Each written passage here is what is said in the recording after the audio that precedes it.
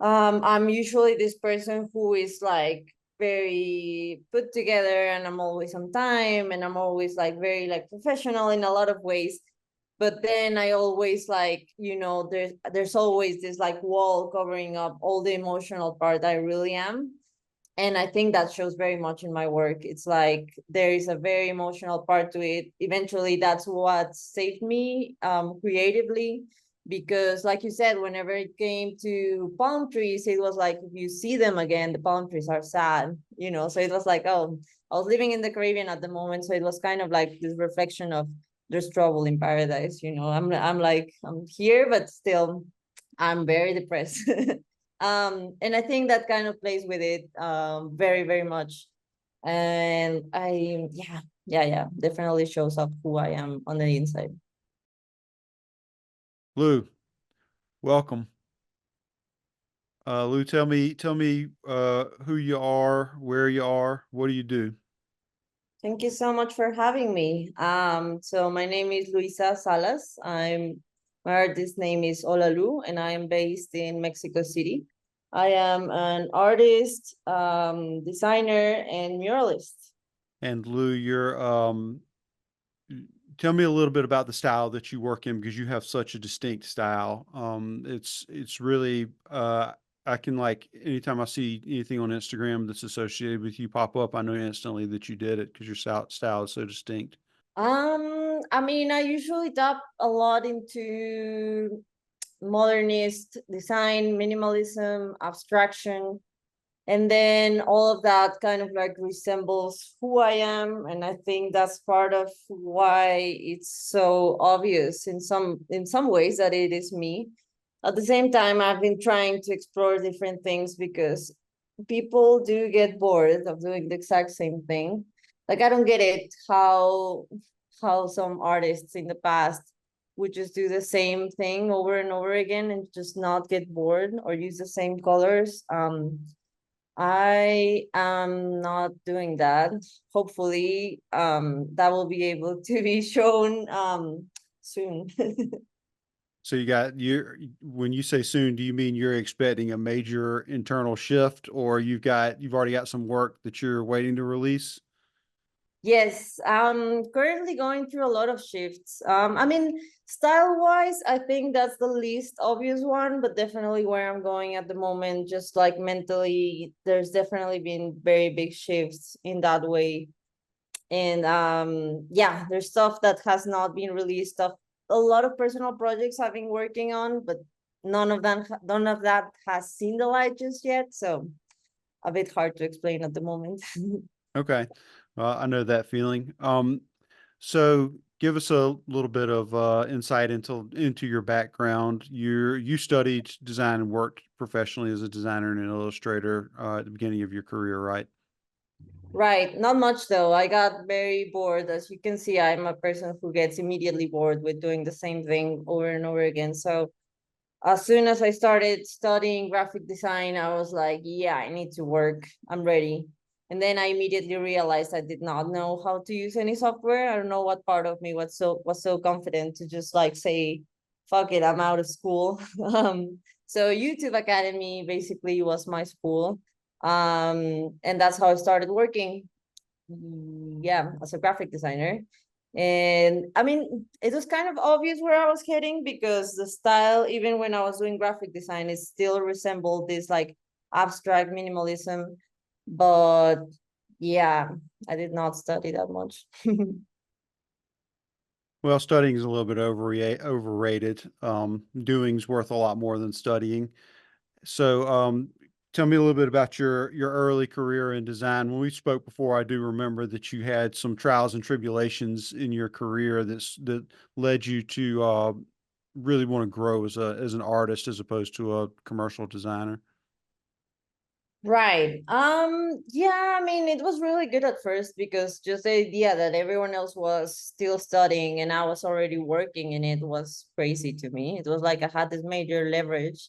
And then I found myself being actually good at design and people hiring me instead of, like much more established designers in the area at that moment and stuff. But then I eventually, within the years, I found myself very lost in the process of like just the client telling you what to do and how to do it, even involving people who weren't into the business, like their uncles or things like that, and just saying like, oh, she thinks we should use blue. And I'm like creatively, I was dead at the moment. And trying to find like new things that would spark back that creativity. That's kind of how I started to paint again. Because I hadn't done it in years and years, and painting became my hobby. And I would just throw away every painting I did, like to the trash. I would discard it and immediately get rid of it. It was mainly just for fun. It was a creative outlet where no one would tell me what and how to do it. So yeah, that's how it started. Yeah, and so I don't remember you talking about how you painted. Did you paint when you were like a kid? You said painting was your hobby before you decided to be serious about design. So you just sort of painted for fun before that? Kind of. I mean, it was more like school imposed, but I loved it. I kind of like I remember asking my mom over the years when I was a kid, just like I want to go into painting classes or like sculpture classes, things like that. And she would always be like super strict and say like, nope, you gotta go to gymnastics, so there's no time for that. So as an adult, that was kind of like how and why I tapped into that again. It was like I need to be free for once. So yeah, that's kind of why I started painting again. But yeah, I was throwing it away until a friend of mine basically said like, why are you doing this? Is good, you should at least put it up on Instagram just to have some sort of record, an archive from it. And yeah, that's how it started. So what was the step from once you put it up on Instagram and then you saw other people liked it too, I presume? What were the steps from that to people are giving you money to be an artist? I think the key part, and I was able to see that until years after, was that my partner back then asked me in a very passive aggressive way. He was kind of making fun of me, saying like, what are you trying to achieve with this painting? You know what, there's nothing's gonna come out of it. And I was like, oh yeah, I actually haven't asked myself that question. What am I trying to go for? And I think my response to him was like, I think if I only could get to more people to see what I'm doing, then I could have a chance to keep doing what I feel very free doing. Maybe a magazine, something. And within a week, a magazine contacted me and said, we want to illustrate an article. And we had like a budget of like $150 or something like that, which I was like, wow, this is crazy. This is madness. So that was the first gig I ever got with art, with commercial art eventually. So when you say that if only more people could see what I'm trying to do, what do you know what you were trying to do? Like where was it coming from for you? If it was pushing to get out of you so badly, like what was that? Yeah, I think exactly that. It was just a self-expression. It was just like showing everyone that there was a bit more to Lou than just graphic design. There was this like innate like wish to express myself and to put that into a graphic visual version. But yeah, there wasn't any plan to it, honestly. And I just like realized until a few days ago how everything played out in a very not planned way, and how life kind of like took me into this interesting path I never thought I would be walking on. So what was there an actual point where you had to say, well, I'm not going to do graphic design work anymore. I'm going to be the artist. Like, do you remember that actual splitting of the path? Yeah, yeah, it was like that magazine thing kind of started the whole like snowball, and then a lot of people started asking me for these tiny painting commissions. I would like sell them through my Instagram, and it got to a point where it was like I can't just like hold graphic design and shipping, Instagram, painting, pictures, content creation, everything. It was like, this is not sustainable. And there was no proof that this other thing like painting would be sustainable in any sort of way. But so it was definitely a leap of faith, and it was very much trusting my gut, and like, I am not happy with one of them, I am extremely happy with the other one, and they are extremely different in how much each one of them pays me. But I gotta be like super honest with myself. And how long has it been since you made that leap? Like 7 years, eight maybe. So not that long in terms of a lifespan, but in terms of a career, that's you've been doing your thing for a while now. Yeah, yeah, for sure.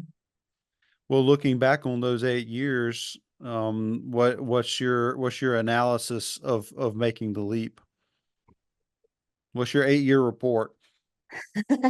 I mean, it was definitely the right thing to do. And like I said, everything pointed to me taking that leap of faith, with maybe at this point, it sounds like so obvious that I should have done that. But at that moment, it was so unclear what I should do.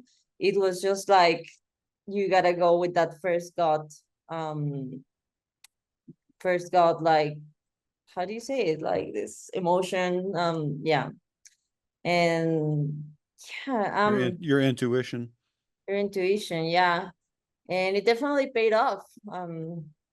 It's been an interesting and way much more foggy plan or path in so many ways, but the I think the payment for it, the actual payment for it, is the freedom of expression, the freedom of being who I really am, and that is in no way comparable to the payment of something being super clear or super, stable. So can you see a difference in who you are as a person since you've given yourself 8 years of freedom? Yeah, I'm a completely different person in every aspect of the word. From who I am, from how I express myself, how I healed a lot of my emotions, how I relate to other people in the community, how I dress, the music I hear, everything. Everything is I mean, the essence is the same, but it's definitely a much more evolved version for sure. So do you feel that since your work allows you to express something unconscious inside of yourself, it sounds to me like you almost get to feel or connect with that something outside of yourself because there's been sort of like a penetration of a barrier, and the real Lou gets to touch the real world, and it's rewarding for you. Yeah, yeah, 100%. That summarizes everything for sure. So your mom wanted you to like be a doctor or a lawyer or something like that, engineer. Is that what she was aiming for? Yeah, yeah, for sure. Like they all want that, don't they? And then she's a lawyer, so obviously Hmm. that's the only path she knows. I had the fortune that my boyfriend at the time, he was, and the dad of my son, we're not together anymore, but the father of my son, he is an industrial designer. So in that way, when I was trying to like let my mom know like I want to do this and stuff like that, he was the one really pushing forward. He was the one saying, let's get her a proper MacBook, let's get her proper everything. And so that was pretty lucky now that I look back into it. So he helped provide a little bit of legitimacy for a creative field. Not only that, you know what I also remember? It's like, for me, it was super interesting and new that whenever I would come to I would visit to his house, and he would live with his brother, which I also really have a good relationship with him. They would both like be working, like doing technical drawing at night, listening to jazz or hip hop, even smoking weed. And that was so new to me. That was like, what? This exists? Like this is an actual thing, you're working. So to me, that was a whole new world for sure. So your your style is it's abstractions, but at the same time, it's a really interesting sort of style to me because you make abstractions, but at the same time there are some recognizable forms, like occasionally a plant form or something like that that you can sort of recognize. But your color use is really, really strong, and so that's where a lot of that expression comes from. But they're really simple. You know, it's not, a lot of times when people think about abstract painting, they're imagining something that's, just, splatters and just big clouds and fields of paint and that sort of thing. You walk this really interesting line of using these really simple forms, almost like, um, I don't want to use the word primitive for the type of strokes that you use and that sort of thing, but it's very, primal, we'll say that. And but it that's like a surface level thing, but it belays a lot of emotion, and it belays a lot of, or it conceals a lot of emotion, and it conceals a lot of depth, I think. Do you think there's a reflection of who you are as a person that comes out in your painting? Yeah, yeah, 100%. From the idea of like how complex something so simple can be, to the idea of almost also not wearing a mask, I wouldn't say it like that, but definitely, I'm usually this person who is like very put together, and I'm always on time, and I'm always like very like professional in a lot of ways.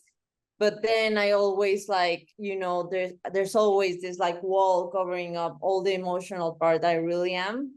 And I think that shows very much in my work. It's like there is a very emotional part to it. Eventually that's what saved me, creatively, because like you said, whenever it came to palm trees, it was like if you see them again, the palm trees are sad, so it was like, oh, I was living in the Caribbean at the moment, so it was kind of like this reflection of there's trouble in paradise. I'm like, I'm here, but still I'm very depressed. And I think that kind of plays with it, very, very much. And yeah, definitely shows up who I am on the inside. Yeah, so when you were at the place where you began, painting again, you lived near the ocean, right? And, so you lived in this, like, idyllic place where probably a whole bunch of people would like to live, but you had this internal conflict of being unfulfilled in what you were doing, and so you started expressing yourself through your painting in this really simple style, and what was coming out were those emotions that may not be expressing directly. Yeah, yeah, 100%. I absolutely at some point grew out of that place, and it was like, okay, this was an absolute source of inspiration because there's just so much abundance in the Caribbean area of Mexico. Um, from colors to visitors to what's happening nature-wise to everything. It's just chaotic. It is chaotic in so many ways. But yeah, I eventually grew out of it, and I was like, okay, I think it's time for the next step. um, that's when I moved to Mexico City. And it was a challenge moving here, and then like suddenly finding out that my whole identity could not be based in a place that I was living in. So yeah. You definitely you have a very distinct, presence about you. You have a very sort of stoic presence where you seem very, very calm, very strong. Um, I think that anybody who sort of would give you a glance would assume that there's like some really deep, hardcore stuff going on in your mind, but you're still, you're not, you don't strike me as being like a really hyper sort of bounce around sort of person. And it's really interesting to me how much your work reflects your personality. That may be true to an extent for, everybody that creates something, but with you, it's really, really obvious. Like there's that stillness in your work as well, but at the same time, it's got to like, a lot of your paintings seem to be like this moment before something kinetic is about to happen. You know, it's like one moment before something's about to come through. I mean, Yeah, even in the painting right there behind you, there's this like um this relationship between those round forms and the rectilinear forms. There's like, yeah, there's it's like potentiality. Something's about to happen there, but it's all really, really simple. yeah. And it's I think it's quite an achievement to be able to get that across so simply. Do you consider yourself to be a complex person or a simple person? I think I'm a very complex person. And then, like I said, on the outside, I do give off the vibe that I'm this like well collected, simple person who's just very calm. But I am not. I think my hyperactivity is definitely mental, for sure. And I don't show that in a very physical way, which is not healthy. um and that's why I exercise and do other stuff like that that will eventually let that hyperactivity out in some sort of way, because apparently it's hard to express that in a physical way. But yeah, my paintings definitely show that as well. It's like it's very simple compositions, but the color combinations are so complex, and even like I guess at some point they could be a bit disturbing, you know, but it works. It works. And then you feel this sort of like, in this chaos, you feel this sort of like calm because it's all balanced out. Yeah. Do you consider yourself lucky that you get to actually express yourself in your daily life? Yeah, 100%, 100%, 100% grateful that I get to do that. Grateful that I got the chance to commercialize it to a point where I get the calmness to have enough resources and time to even explore more things and keep evolving that. Because if anything, I'm very scared of not evolving. I think that's something that I'm pretty, yeah, I don't ever want that to happen. Do you feel that fear on a personal level or as a professional, like you're afraid of not evolving your style as an artist because that's bad for your financial future? Yeah, I think both. I think both. It's so satisfying and at the same time sad in some sort of way that as humans we never get to relax. It's like you always need to be improving. You always need to be knowing what you can heal, what you can make better, what you can discard, what you can start doing better and as habits. Yeah, yeah, in both ways, definitely. So in these 8 years, has your style evolved with like your personal well-being and your stability in life? Does that affect the work that you make? Yeah, 100%. 100%. I think in the past it was more like drawing just for the sake of drawing and see what sticks in the wall, see what didn't. And right now, I think it has a much more bigger complexity to it, from my style, how I express myself with how I dress and how I speak and how everything accessorize myself in every possible way. And then that is also reflected in my work, because it's like um there needs to be much more substance behind it than just creating for the sake of creating. There needs to be some sort of goal to it. I mean, that's at least personally how I feel at the moment. There needs to be like, where am I heading, what kind of message am I trying to leave behind, because it cannot just be I'm expressing myself. So yeah, that's where I'm currently at. Do you ever reflect on the lifespan that your work may have, like beyond your life? Yes, yes, I do. It is scary, you know. It is scary, like to think that eventually we will not be here, and like what will be left of you. Yeah, exactly. Like I said, it needs to eventually convey some sort of communication, some sort of message. And yeah, in the last few months, it's been like not a crisis for sure, because it has been very positive, but it's definitely been like, what is the message? Where?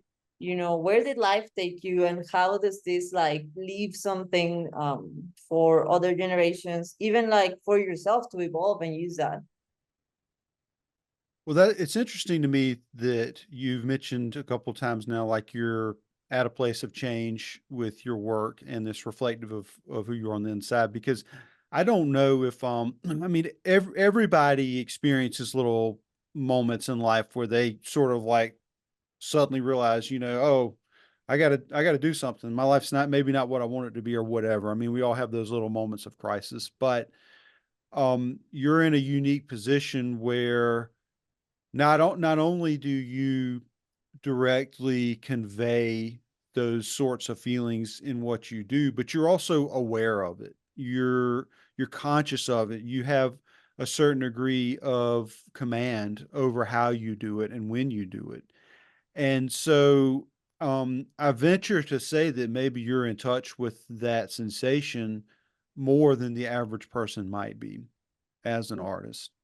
Mm. And so what's it like for you when you have this moment? Like, do you feel a sense of responsibility to the future that you've got to grow your work? Do you feel is it like is it like a sense of doom that if you don't evolve then you're going to be irrelevant? Like what is that? Where's it actually coming from inside of you? Yeah, I think a combination of everything, isn't it? From like you said, from really wanting to explore like what is the meaning of all of this that I'm doing and where is this going to this guilt of the high achiever person who is like never having enough, and it's like, how do I explain this to my future self? This will not make any sense if I don't do certain steps to get to that goal right now.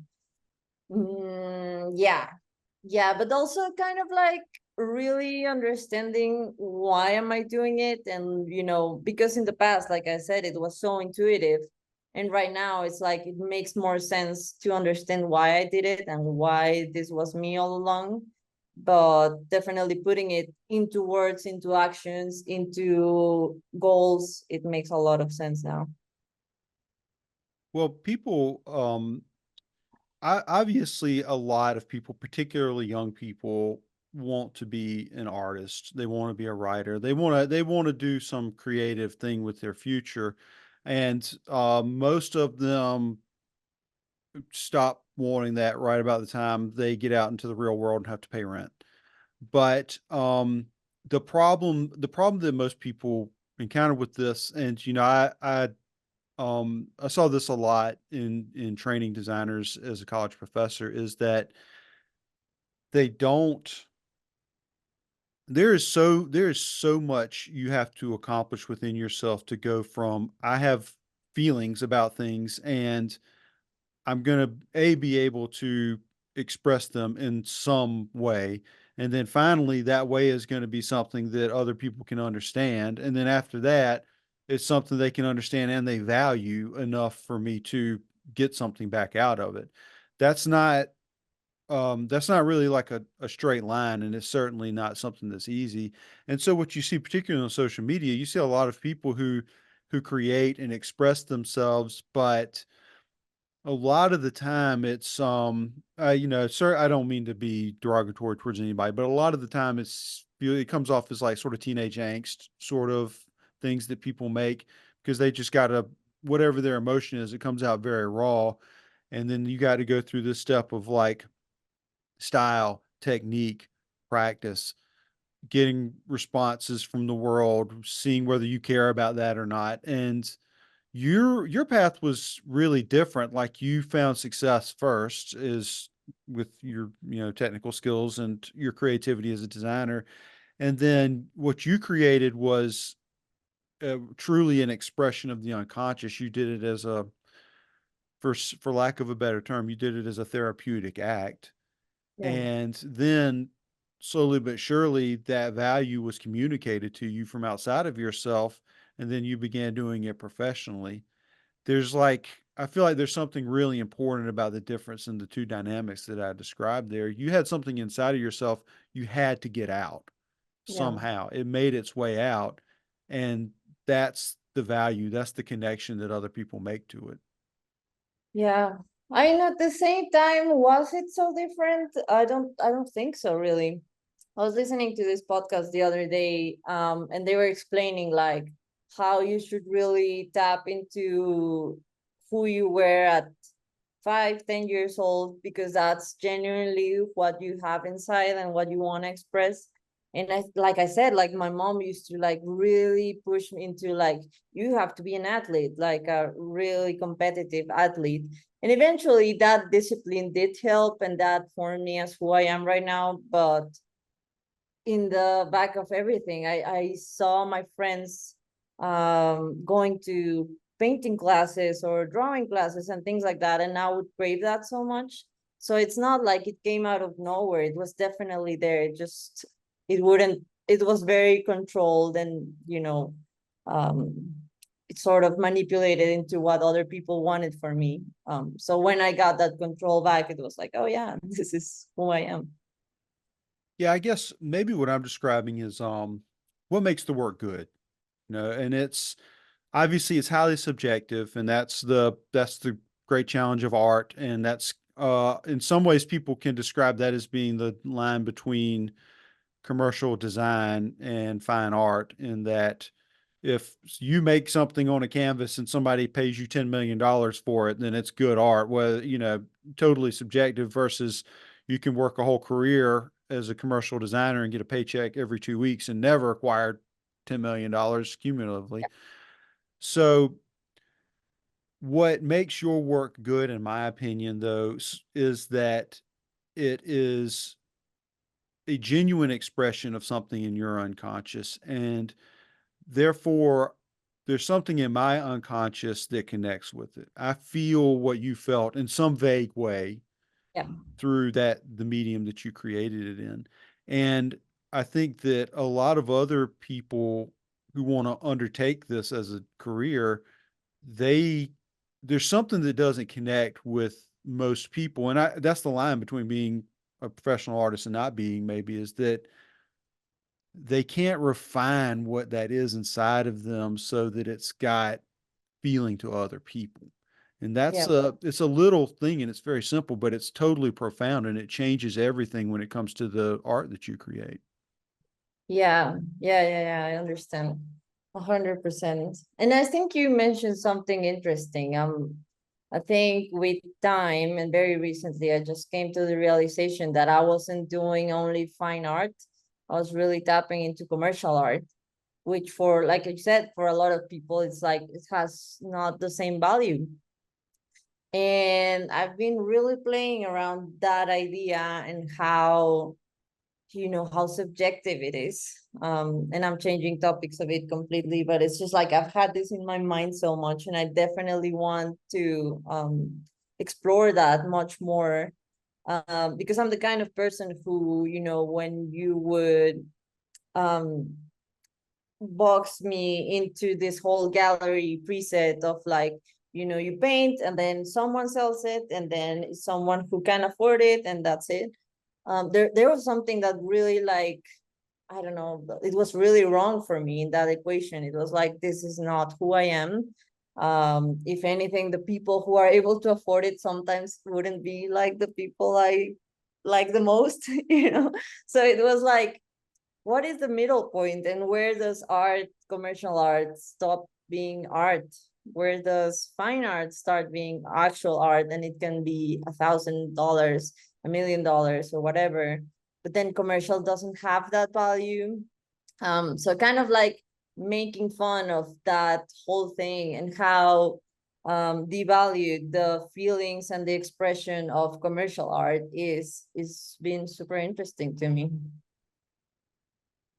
Yeah, well, there's um, one of the, like you talked about earlier, the dilemma that every commercial creative person faces, where they enjoy making things. That's why, presumably, that's why they've chosen their field. But they have to make things that perform a certain function in order to 99% of the time, in order to be profitable for someone else. I mean, that's why the field exists. And with designers, a lot of the time, there's this sort of realization they have to have that no matter how good they are, particularly in those first few years of their professional career, not a lot of people are going to really care about their opinion. And even if the work is objectively good and they're talented and skilled and they've put a lot of time into it, they can walk into a client meeting and the client absolutely is going to say, "My nephew said it should be a purple circle," and in most studios, like, I mean, yeah, your creative director may advocate for you and you may have really good account executives who can woo the client in the right direction. That totally can happen. But a lot of the time, depending on how much money is involved, their art director is going to be like, well, it's a purple circle now. Go make it a purple circle. And, we have to close this project and move on to the next one because that's how we make money, Yeah. like getting another project out the door. And, um, that that really drains your soul. It totally does. And I mean, it's one of the reasons that I left the professional design practice is I wasn't nobody cared about the things that I thought were important Yeah. as a creative, and why do it at that point, And I don't know that whether it's the right thing or not the right thing, there's a lot to be said for the people who stick with it and keep fighting and they move the needle. They're the people who shape the design industry, and that's the type of person too. But I wasn't that person. It doesn't sound like you were that person either. And so it's like if you're gonna make that decision though, and you're gonna be the person who's like, I don't want to do this. What are you gonna do? You gotta. It's not a it's not an easy decision to make because then you're out in the big bad world on your own. Yeah, I agree. I agree. I think there is a certain um like power or self-acknowledgement to know that you can bend those ideas a bit as well and change that with your work, make fun of that even, because I think it's just so romanticized and so idealized, the whole um artist who is in the studio and is lonely and it's depressed, but he's like creating the best artwork because how much he had to go through. It's like, some of that is bullshit. It's like, um, yeah, no, it's true, it's true. And I think, and I've been like thinking how much value it has to just create, just the act of creating, whether it's for a commercial something or a private collector who can afford a huge canvas. There isn't much difference to the whole process behind it. It's just so subjective, and it would be nice to have some sort of influence on that perspective for sure. Like the other day, I was talking to this random person who was at my friend's house, and he was like, "What do you do for a living?" I'm like, I'm an artist, I'm a painter. And she's like, "Oh, that's so cool," and whatever. And I'm like, "Yeah, mostly commercial." And she's like, "Oh, I mean, you gotta do something to survive, don't you?" I'm like, "Yeah, yeah, that's exactly what I'm doing." Yeah. So he clearly doesn't get that difference. And I mean, no, most the other way around. He sees a super big line separating commercial art from fine art. And I would like to, in this lifetime, kind of make fun of that, kind of like let people know that there isn't that much of a difference in the process, and that even though, like you said, sometimes it depends on the project being done with and just moving to the next one, or this like art director who is clearly just in for the money, whatever. um the creation of the idea, the physical part of it, and exploration of different pathways in the creative part of it is just as big as doing any other canvas or sculpture or anything.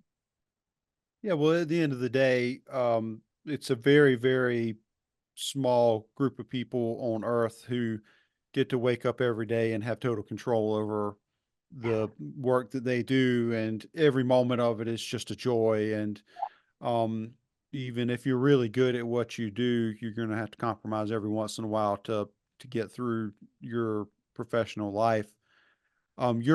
You occasionally do murals and commission work, and some of the stuff's for pretty big brands that um, nobody's going to say no to. So do you get do you feel any different about that sort of commercial work, or is it all the same to you versus what you do in the the corner, dark little corner of the studio when you're when you're feeling your true self? It honestly feels the same. It's like whenever I work on a commercial commission and there needs to be, and obviously this comes from a graphic design background, whenever there needs to be a message being communicated, and you work on this like whole sketching and ideas and figuring it out, and then passing that to an abstract form, which makes no sense maybe, but then it does have an explanation. I equally feel drained as when I work on anything I'm feeling, whether it's like any emotion or situation I went through, travels I'm trying to depict, whatever. It really feels the same. It really feels the same. And that's what I mean. I feel like I'm in this point where I'm no celebrity or anything, but definitely there's no one talking about this. There's no one actually making fun of it and kind of like putting everyone's like feet down to earth and saying like, let's all stop pretending like it's different. It's really not different.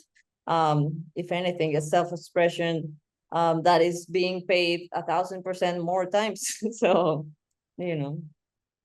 Do you talk to other artists who have that struggle? I mean, do you have you seen a different perspective of from your friends who are, well, first of all, let me take a step back. Are you friends with lots of artists? Yes. Okay. I thought so because I feel like I've seen that. But have you ever had that conversation with them about this line? Like, do they feel the same as you do, or do they feel different? I honestly have not talked about this that much. I'm not really sure. Maybe I'm wrong. Maybe I haven't explored it that much, but I'm not really sure people are as aware of it or want to even like have that kind of door open, because it puts them in a vulnerable place and Hmm. a threatening place where their work might be having too much competition, or even like, if the door is not fully closed just for you, then you're safe. So yeah, I kind of feel this responsibility to be sharing through wherever channel I can, which is at the moment right now. um yeah, but I definitely need to start the conversation in a much more open way, because I don't think it's being talked about it enough. One of the aspects of being a designer is you have to understand pretty early on in the game that you're designing the world's future trash in a lot of ways, particularly anybody that's designing packaging. Like if you're designing packaging or advertisements, everything you do is going to wind up in a trash can. Um, and that may be true on the grander scale for everybody's work, but your work's going to wind up in the trash can within like months, probably after you've made it. Yeah. And so you have to part of part of how we train designers is to tear the work off the wall and throw it away sometimes to condition them to be able to just let go of things and move on and try it in a different way and find the way that works. And whenever I feel like whenever we create something that's got a clear commercial connection to it, and you're a little bit different because you're directly commissioned by some of these brands to make the thing better with your work, but still in the for the average person walking around, a lot of design's invisible to them. It's totally invisible. They're interacting with so many messages. They're interacting with so many commercial experiences. They're buying something. They don't necessarily know why they're buying it. Why did it catch their eye, or is it a craving they had? They don't know.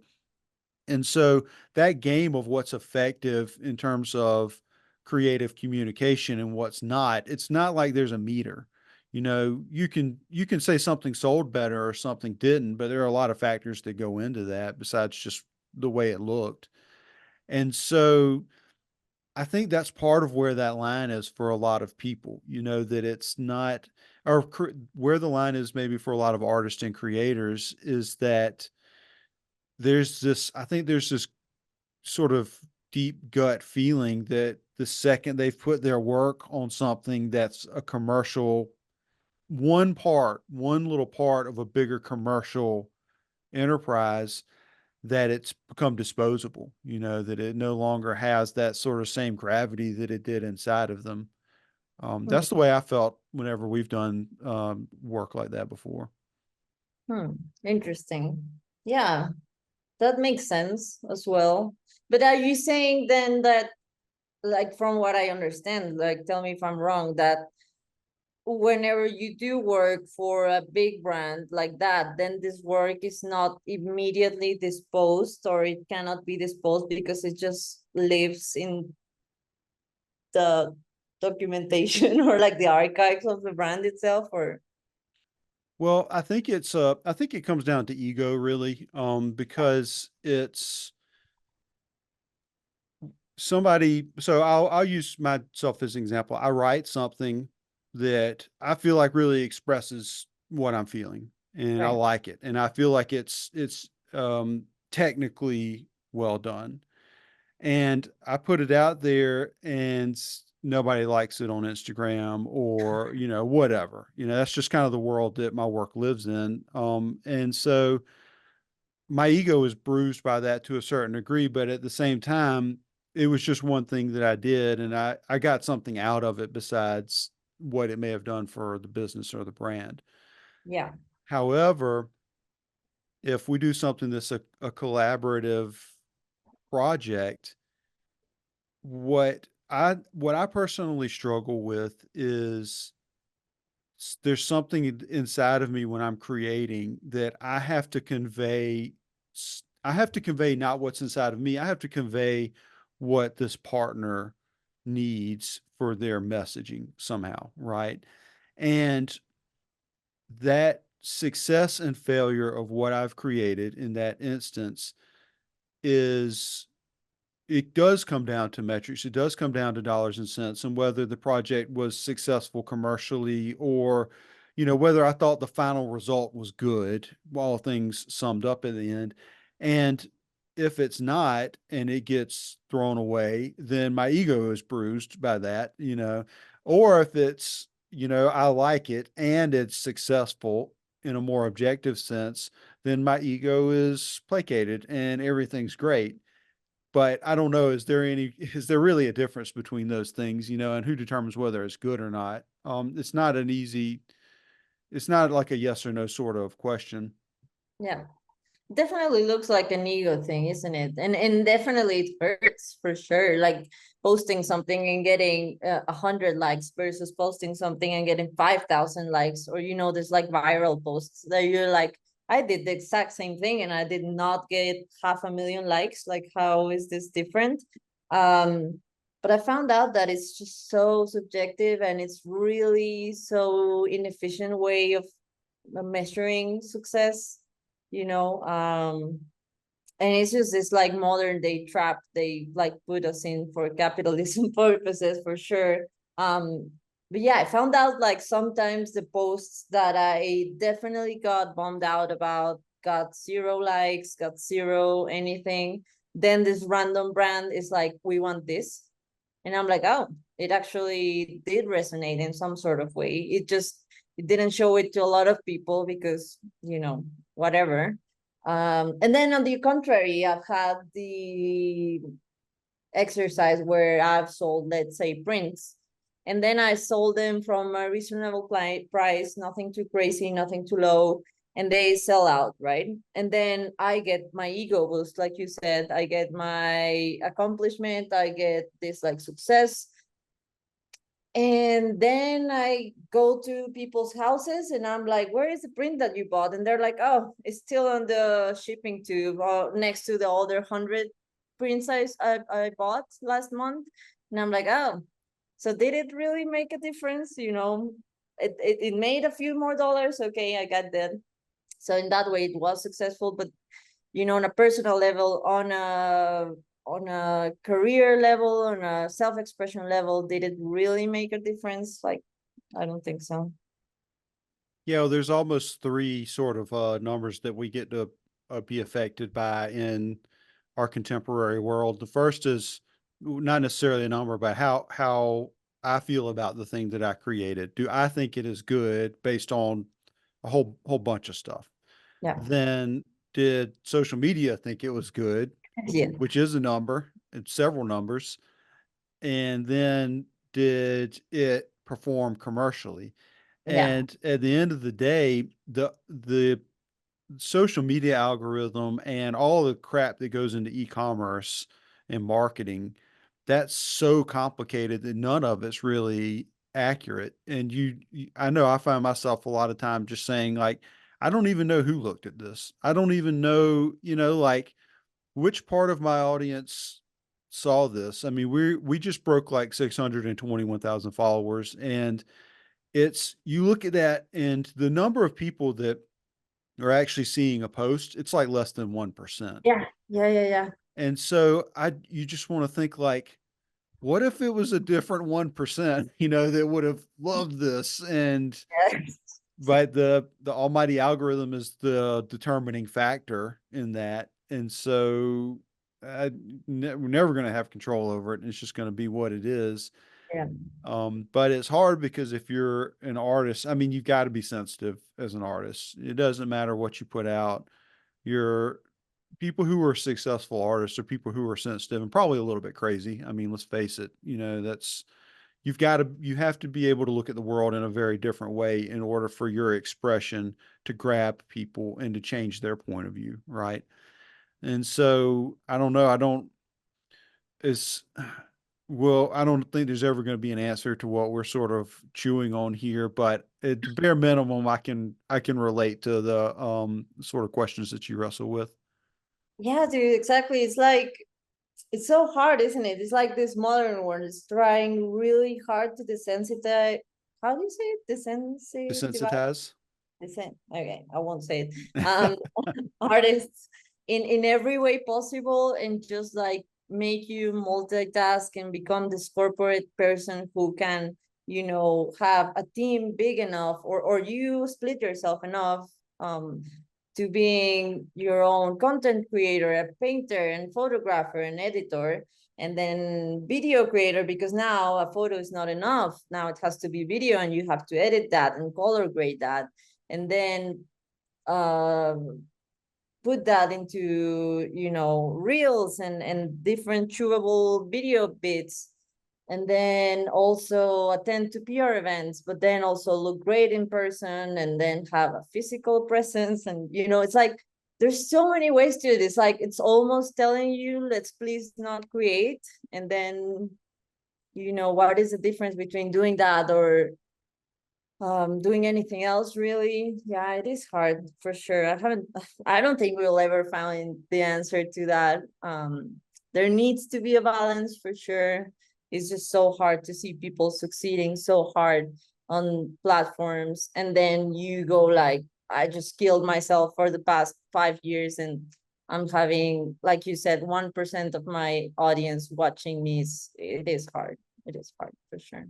Yeah, well, it's like you have a choice. You can either devote yourself to creating the best possible work that you can and spend $15,000 a month Yeah. in getting it marketed and produced and published, or you can change your functionally change your career path to social media manager and production artist and a million other producer, I guess is the right word to say, and a million other things, and stress yourself out and not have anything left in the tank to go create. Because if you're serious about um creating your work, you got to have a certain amount of time to sort of like do nothing and let the pot come to a boil, and all the stuff that is demanded of us to perform digitally, it totally like takes away the fire from that. It saps that away. But and the worst part out of all of it, I think, is that even if you successfully do all of that, the whatever the powers that be are, they're also demanding that, how do I put this delicately? Even if you do all of that stuff and you have the wrong worldview, you still can have it all taken from you if you don't say the right things, if you don't Yeah, do the right things. And in American culture, probably globally too, but certainly in American culture, that comes down to like political stuff a lot of the time, or just challenging whatever the status quo is on any given subject that the media is promoting at that moment. Like it's becoming a very blurry line between what your value is as an artist and what the value of your work is versus people dislike it or dislike you because A, it's not being the algorithm has chosen not to show it to them, or B, the something about you doesn't align with what the way people see the world themselves. And it's really sad. I think about this quite a bit, like how much I long to just write and just do the thing that I'm really good at. And very little of my time gets put into that these days. exactly. It's so contradictory. It's like the amount of time I actually spend on email, or just like, planning out what will be the next thing, and finding out that the execution of it is just the 1%, and that the marketing behind it, the newsletter behind it, that the packing and shipping, it takes so much of it. It's just like, and I'm not even talking about social media in that case. So it is sad for sure. I wonder if we'll ever find some sort of balance, because definitely we are what seems to me as like a peak breaking point of all that. It's not sustainable in any way for creatives. Yeah, it's difficult. It's difficult to try and guess at because in certain ways we're at kind of a unique place in history with the massive paradigm shift that things like artificial intelligence represent. I certainly don't know a damn thing about them at the end of the day. Just the doom scrolling that everybody else goes through. But I remember one day I was talking to my dad, and my dad's he's blue collar guy. He was an electrician in a manufacturing plant for his whole career, and grew up in very rural place. Lived in a rural area his entire life, and I was talking to him about AI. I was like, yeah, it's going to make a big change with the way people work, and it really could put people out of work. And he was like, they said all of that in the 80s when they brought the robots in to make cars and stuff like that, and on the one hand, he's right in that it's not like lightning strikes and you wake up tomorrow and nobody's got a job. Like it's not that disruptive. But at the same time, it is very, very different because there's such a broad swath of human society that does mundane, go to an office, little tiny things that make up their entire job that really we see AI can do very well. And there's a lot of creative stuff in the commercial creative world. AI can do pretty much better than people can in a lot of ways. Illustration, like, you can go type in, make me an illustration of a lady holding a plant, and it does pretty good, Yeah, for the vast majority of commercial purposes, it does good. But as a writer too, I was just discussing with Brian that he's making a website for his karate organization, and he used Chat GHP to do the web copy for it. He's like, dude, it's really good. Like I said, I want you to mention this, and it mentioned that. And I said, okay, you talked about it too much. And like he worked with it to make very decent web copy for his thing. right. And I don't know, it's really hard to say what direction things are going to go. And are we at the peak? Are we, can we not see the peak because it's so cloudy? Yeah. I don't know. What does it mean for us creatives? I don't know. Yeah, no, me neither. It's pretty unclear so far. I mean, I think my only like hope or shelter I can find in it is just like knowing that at the time in this particular moment it is some great tool that we can use to kind of like relieve this like major stress that we're going through, and that this multitasking that does not have to do anything with the creative side itself, like you said, like writing a CEO for your SEO, sorry, for your website, or even the newsletter you're about to send, or things like that, or reaching out to a gallery. It's like definitely the negotiation skills that me versus ChatGPT have is, it is not the same. But yeah, definitely scary and exciting at the same time where this is taking us. A bit unclear. Hopefully it'll all work out. We will Yeah. all be happy. Yeah. Well, yeah, happiness is a choice a lot of the time. There comes some days when you have to say, well, things didn't work out, but I'm going to be happy regardless because I got to live my life without the thing that I wanted one way or the other. But Yeah, I mean, there definitely are multiple ways to look at it. Cause like talking about the idea of writing web copy, like he told me that and I thought, well, I very rarely do that kind of writing. You know, every once in a while a right. job will come up where I'll get pulled in to do that. But most of the time I never do that stuff. And I sit and think like, when's the last time you read the copy on a website? You know, like never. You go Never. to a website because you need like one piece of information, and usually you need to click a thing to go do another thing. So Yeah, it's kind of like filling in the spots that really don't matter. I mean, it definitely is somebody's job down the line, and that sucks, and it's a whole bunch of people's job across the board. But yeah. I mean, people are very adaptable, so we'll have to change and fill the blanks in. But um, I don't know. I just think like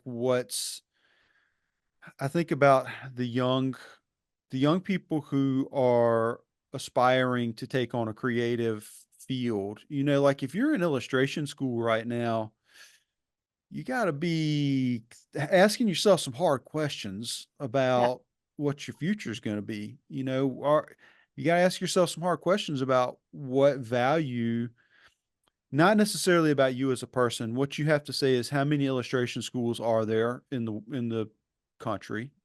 Yeah. Okay, how many illustration students are there in the country?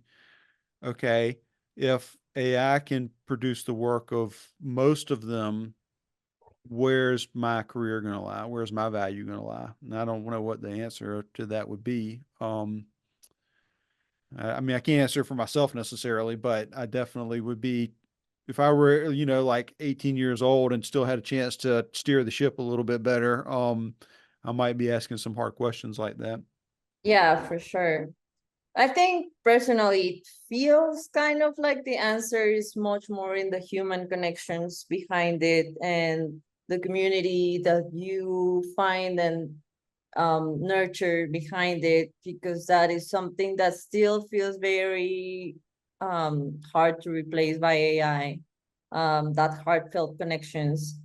But yeah, yeah, no, I get totally what you mean. Like if that's your dream, and your dream is being the next Hayao Miyazaki, it's like, is it really achievable? Is it really necessary to draw God knows how many millions of photograms just to make a movie? Like, is that, yeah, hardcore, but we will see.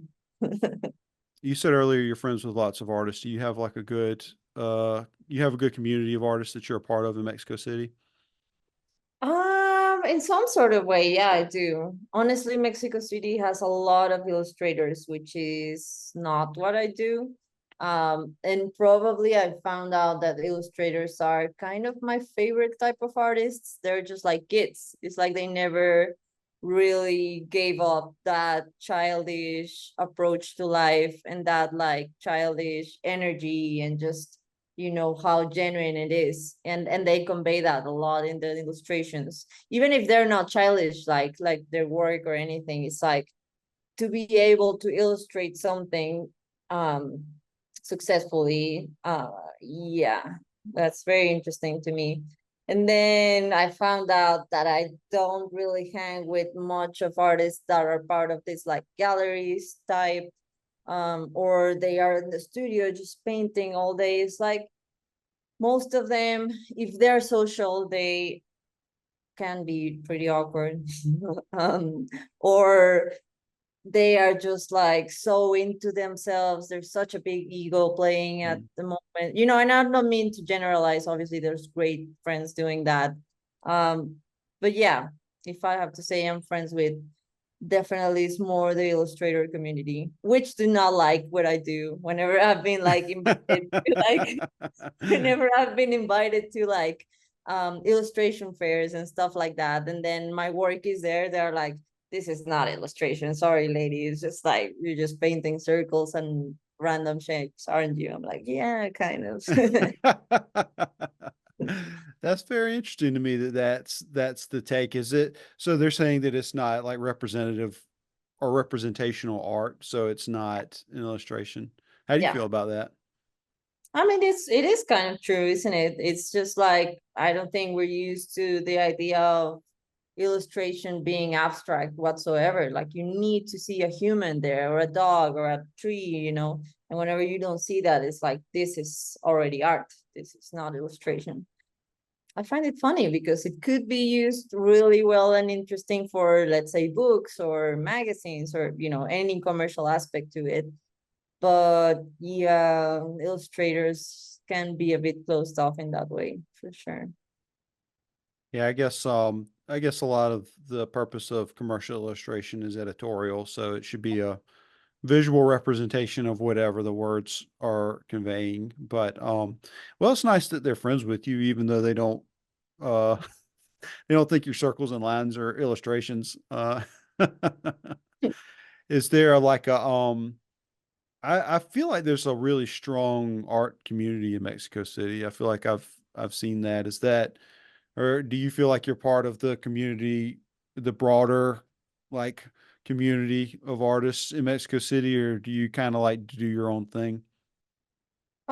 I am, I think mostly not, like I said, mostly not into specifically art. I think I definitely hang out more with other creatives, like people who are doing clothing lines or even like skateboarders or musicians or comedians. So it's like different types of expression creatives. I think part of it is because I work so closely with every other part except for Mexico. Mexico doesn't really love me. um, which I think I already made peace with, kind of.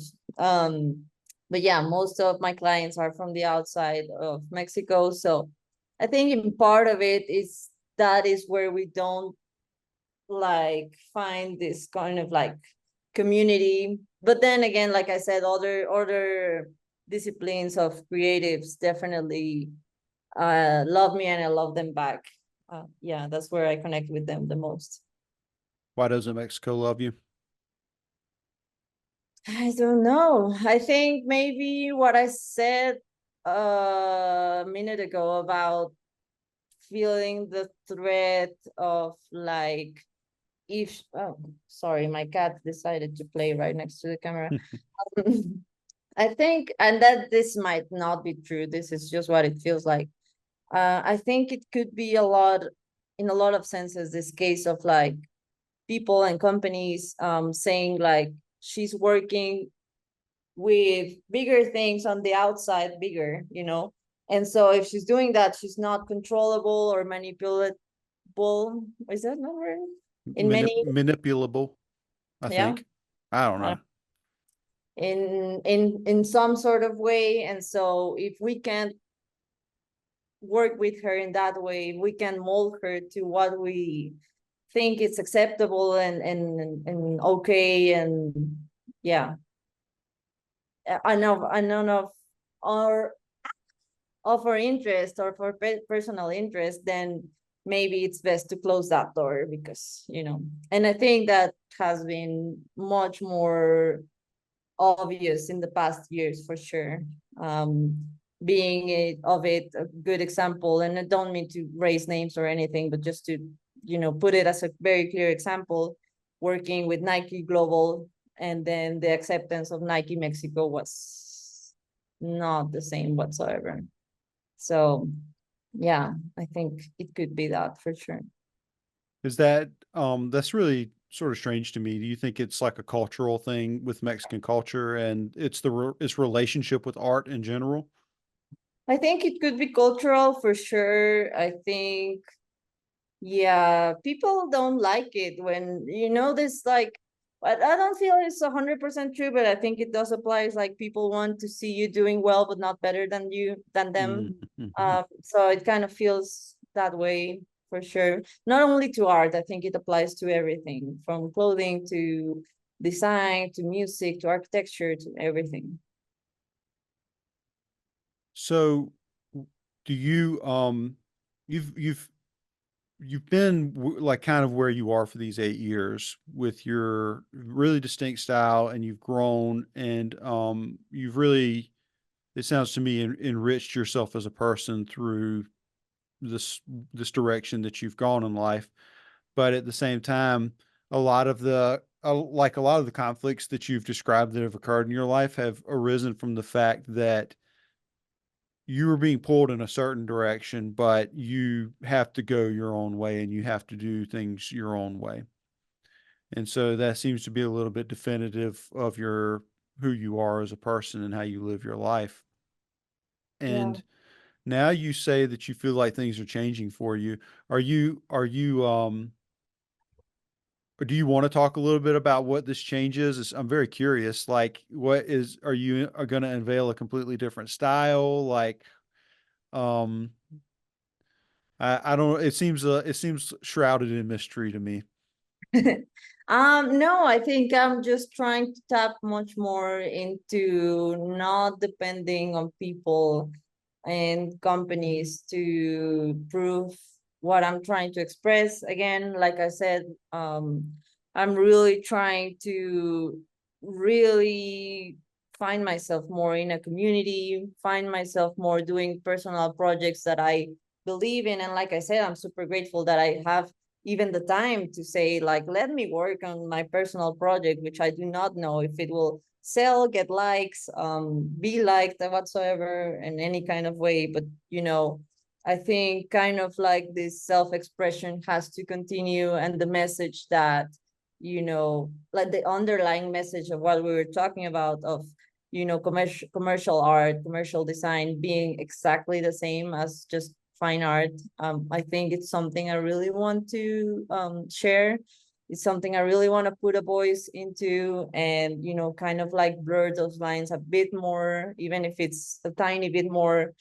I think that's kind of where I want, like, to my art to play a role in a sense of like in a historic level, even if it's not remembered by that at all.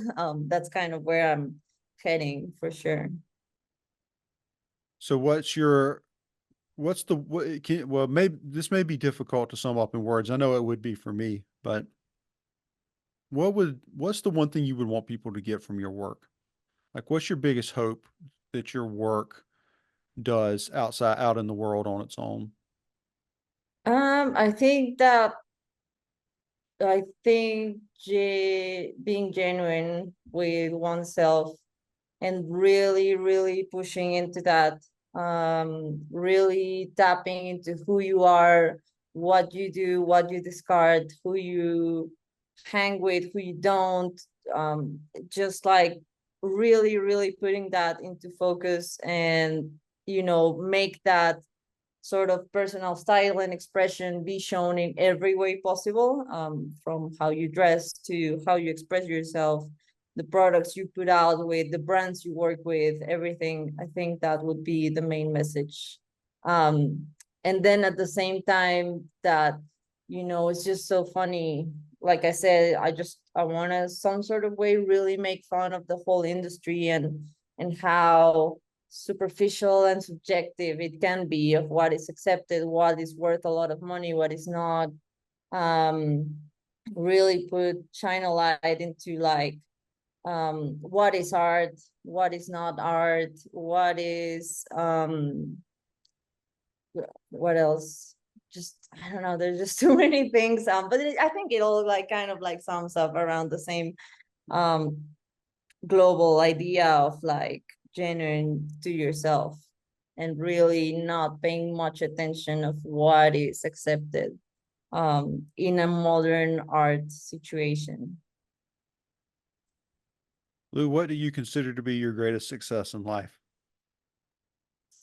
um Talking about art or just life in general? And just for as the time that you've been here on planet Earth, what do you think is the greatest thing that you've done? I think two things. The first one, having a very weird and intellectual son, having raised a small kid that gets life in a very different point of view, and having him teach me things, from a very different and modern way of seeing the world, very humanitarian way as well. And then the second one, just that, just really not ever giving up on being genuine on who I am and what I do. What's the most difficult thing you've ever had to do? I think the same. It's like the same answer. I think both of them are definitely the most scary things to do because none of them are paid, none of them are assured to work out in any possible way or payback, nothing. It's just, it's kind of like, it feels like my purpose. When you were younger, did you have fear about being yourself and expressing yourself? Yeah, 100%, 100%. And I would be very much rejected. And it's definitely a fear that I've not been able to heal 100%. The rejection of who I was and how I looked, even physically, because I used to be like this very extremely skinny girl. Um, it was scary. And has the external validation you've gotten from your creative work, has it changed the way you feel, or do you still feel like you're that same person and still have those same fears? In some sort of way, they're still there. I just been able to manage those fears a lot more, being able to express them in lots of different ways, and understand that the validation has to come from the inside out, and it is hard. But yeah, those fears are still there for sure. What do you think about your work? I think in what way? Just generally. Do you think that your work is successful? Do you think it's objectively good? Do you like it? I like it. Yeah. Yeah. Yeah. I'm very hard on myself. So if I did something that whenever I do something that I don't like, that is definitely not going to come out to the light. I'm very, very strict with what I put out and what I don't.